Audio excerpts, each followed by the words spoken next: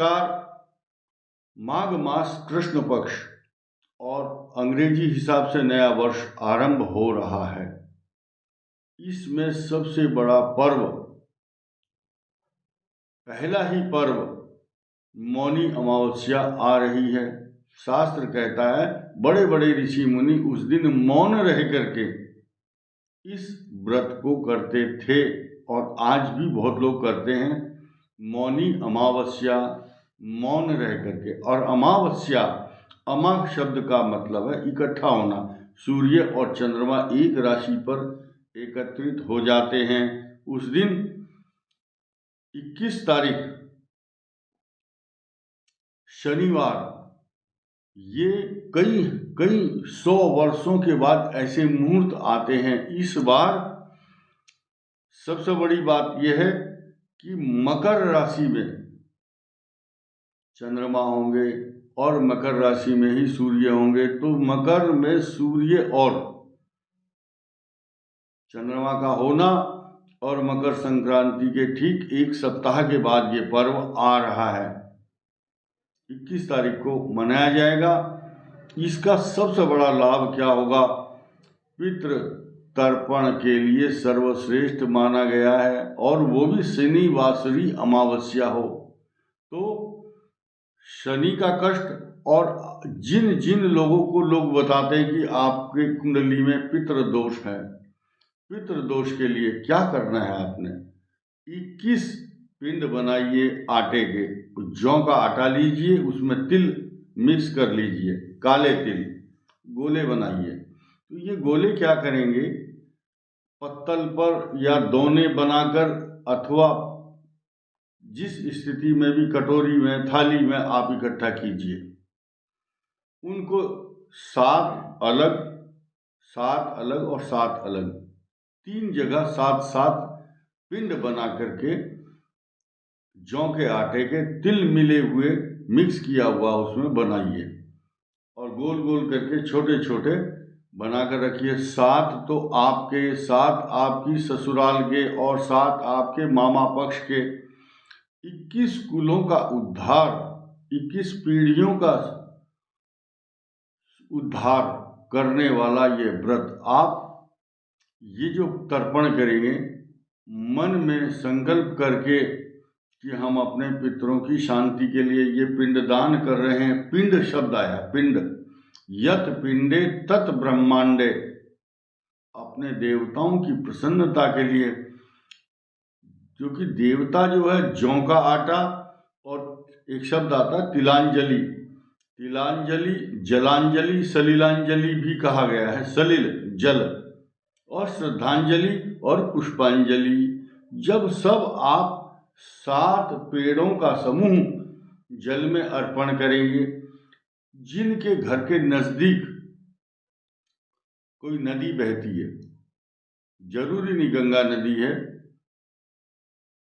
कहीं नर्मदा है, कहीं सिंधु, कावेरी, यमुना, गंगा, ये सब अगर नहीं है तो सरोवर के निकट जा करके आप ये पिंडदान करें। लेकिन कुछ लोग क्या गलती करते हैं, वो पिंड लेकर के ऐसे डालते रहते हैं। नहीं, ऐसे हाथ लीजिए, अंजलि में रख करके ऐसे अर्पण कीजिए, तो आपके जो पितृ हैं वो प्रसन्न होंगे। आवश्यक ये नहीं है कि आप कौन सी नदी में प्रवाहित कर रहे हैं, आवश्यक ये है कि मुहूर्त है। उस दिन मुहूर्त का विशेष महत्व है। उस दिन आपके पितृ आपके दिए हुए पिंड को सहर्ष स्वीकार करते हैं और पितरों की प्रसन्नता के पश्चात आपके ऊपर उनकी कृपा होने लगती है। तो इस संसार में सबसे बड़ी पूजा है पितृ पूजा, पितृ तर्पण, पिंडदान।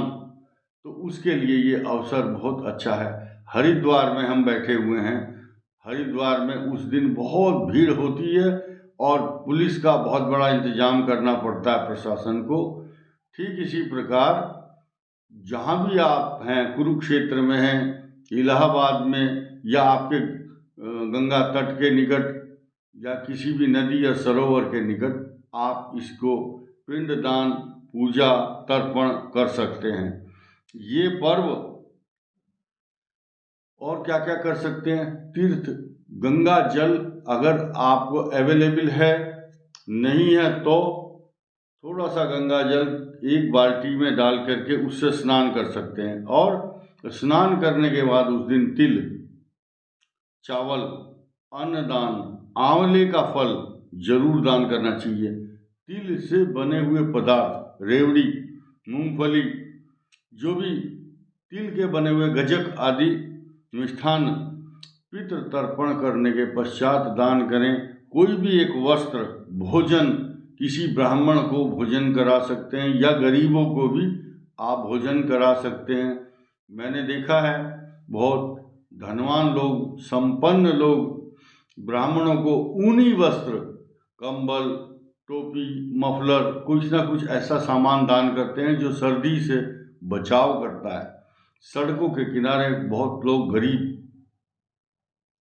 रहते हैं, तो बड़े बड़े धार्मिक जो संगठन हैं वो उनको दान करते हैं उस दिन। इसलिए जो भी आदमी अपने पितरों की प्रसन्नता के लिए इस प्रकार की पूजा करता है तो शास्त्र कहता है कि उसको अक्षय फल प्राप्त होता है। अक्षय शब्द का मतलब जो कभी मिटता नहीं है, यानी कि जो दान किया वो उसका कई हजार गुना आपको लाभ मिलता है, ऐसा शास्त्रों में लिखा हुआ है।